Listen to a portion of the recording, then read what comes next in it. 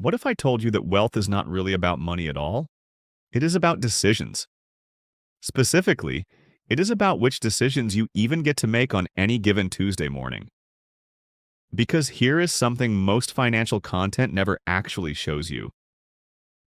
The difference between someone with nothing and someone with everything is not just a number on a balance sheet. It is the entire texture of daily life. What you worry about when you wake up, what you eat for breakfast, how you get to work. What happens when something breaks and what you think about when you close your eyes at night. The experience of money, or the absence of it, shapes every single hour of every single day in ways that most people on either end of the spectrum never fully understand about the other.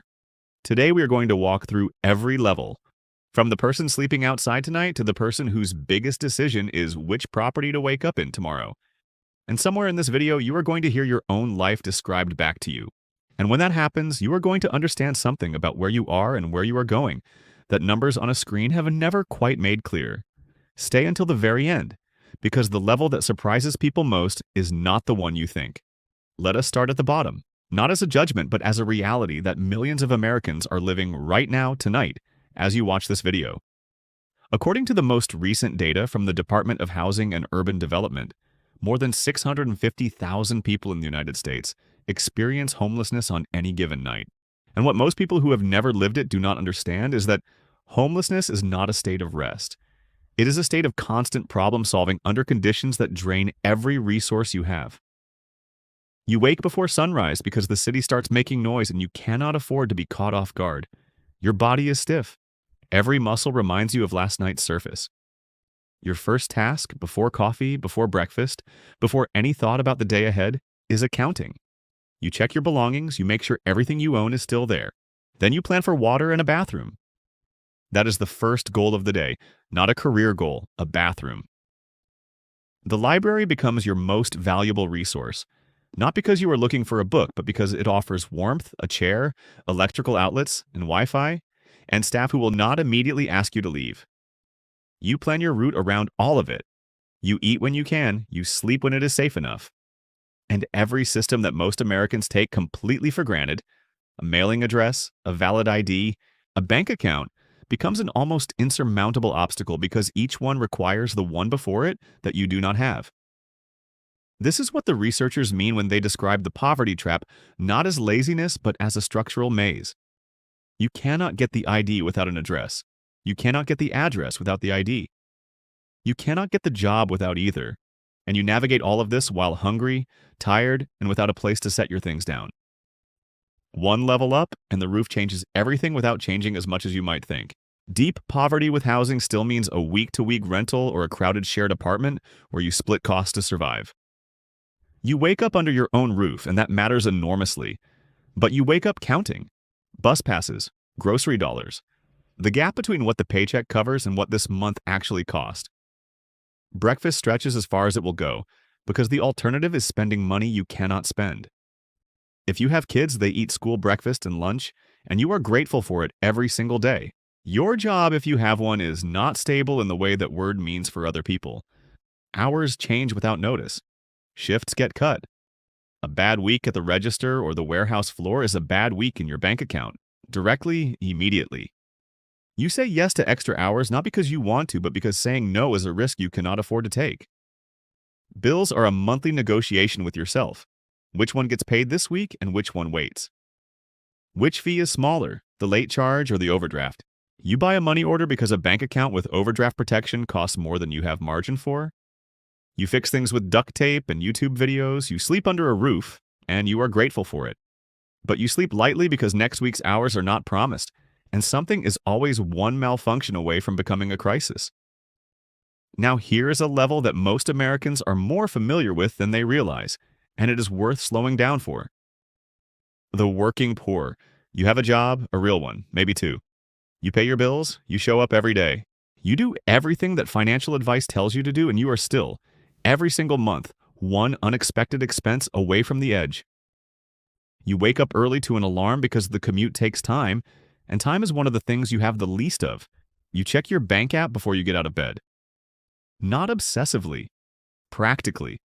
You need to know the number before the day starts. You pack your lunch because the math of buying food at work does not work with the rest of your numbers.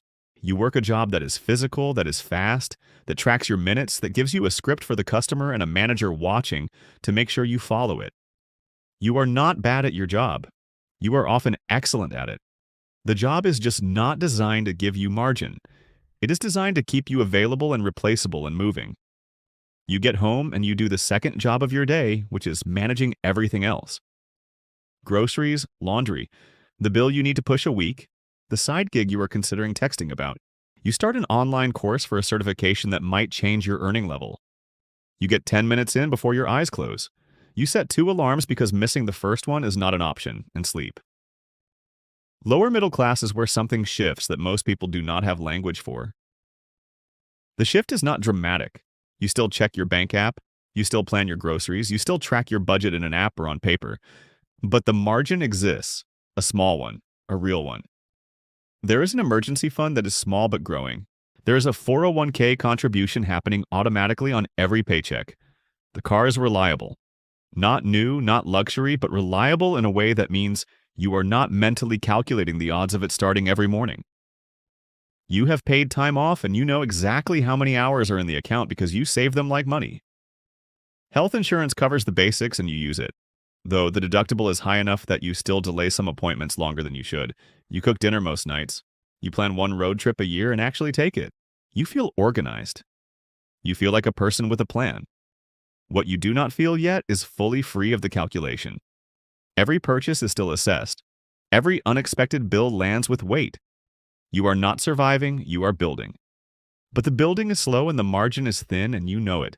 Middle class is what most Americans aspire to and what significantly fewer than most Americans believe are actually living. Depending on which economist you ask and which measure you use, the true middle by net worth in the United States is a household around $193,000. That is genuinely middle, half above and half below. And the daily texture of that life is distinct in specific ways.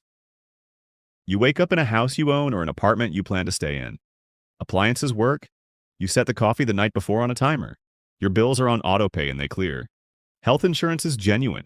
You do not skip appointments. You book the dentist before something hurts. When the water heater breaks, it is a budget disruption, not a crisis. You take one real vacation a year, you contribute to retirement, and your contributions have been compounding long enough that the number is actually meaningful. You feel stable. You feel on most days like your life is working. What you do not yet feel is free from thinking about money. You feel like a competent manager of a limited resource, which is real progress, and it is not the end. Upper middle class is where the quality of thought starts to change, more than the quantity of things. You wake up in a house you own in a good school district. The thermostat adjusts overnight. A cleaning service comes. Lawn care is a service, not a Saturday chore. Your bills are automated and your investments move automatically every month. A 5 to 29 drafts for the kids. Retirement contributions are substantial. You have a taxable investment account in addition to the tax advantage ones. You track your finances, but you do not grip them. A big unexpected expense lands in the sinking fund you already built for it, rather than in a conversation about which bill to push. You pay a professional for things that used to cost you time. Tax prep, car repair, home maintenance, because you have learned that your time is worth protecting. You feel future-focused in a way that is qualitatively different from middle-class stability. You are not just managing. You are building something that will matter. Comfortable rich, by which we mean a net worth in the low millions, is a different kind of mourning entirely. Not dramatically louder, actually quieter. The systems run without you. The investments move automatically. The CPA handles the complexity. A financial advisor or a personal plan you understand deeply manages the allocation. You wake up and the money does not need your attention today. What needs your attention is your work, your family, your choices, and the projects that matter. When something breaks, you approve the repair without spending time getting 3 quotes. Not because you are careless with money, but because your time has a value that you now protect as carefully as you once protected dollars. You take real vacations. You give to causes that mean something without calculating whether you can afford to. You feel set for today and genuinely on track for whatever comes next. And then there is the level most people do not have a clear picture of, because it is rarely depicted honestly. Ultra-high net worth. We are talking 50 million to 100 million and above. This is not a life of extravagance in the way media usually shows it. It is a life of infrastructure. A family office manages the assets, the taxes, the legal structure, the travel logistics, the property staff. You wake up and a brief is waiting from the chief of staff, not because you are important in a celebrity sense, but because the operational complexity of a life at this scale genuinely requires a management layer. Your decisions are large and infrequent. You make 2 or 3 major calls today and delegate everything else. You give at scale. Not just donating, but funding research, building programs, endowing institutions. You attend a recital or a game or a family dinner with almost no notice required, because the logistics of your life are handled by people whose job is specifically to keep your time available. You sleep knowing that your options are wide and your time is protected. And the thing that separates this from fantasy is not how it looks on a Tuesday. It is how it feels when something goes wrong. Nothing goes wrong the way it goes wrong for everyone else. Problems get absorbed. Solutions get resourced. The entire experience of risk and uncertainty, which defines every level below this one in different intensities, is not eliminated. But it is cushioned in a way that means even the bad weeks are qualitatively different from what most people experience. Here is the thing that most wealth content misses, and that this video was always building toward. Every level we just described is not primarily a different amount of money. It is a different relationship with time, with risk, with decision-making, and with the question of what happens when something unexpected arrives. At the bottom, unexpected things are catastrophic. Every level you climb, the unexpected becomes less catastrophic. Not less real, not less painful sometimes, but less capable of undoing everything. Financial freedom, real financial freedom, is not about reaching a specific number. It is about reaching the level where the unexpected stops having the power to erase everything you built. That is the number worth building toward. Not a lifestyle number, a resilience number, a number that means next Tuesday morning, whatever it brings, you wake up with options. Where are you in that picture right now? Be honest. And more importantly, which direction are you moving and how fast? Because every level we walked through today was not a fixed destination. It was a description of a specific moment in a specific story. And the story is still being written. Every decision you make with money is a sentence in that story. The question is what you want the next chapter to say.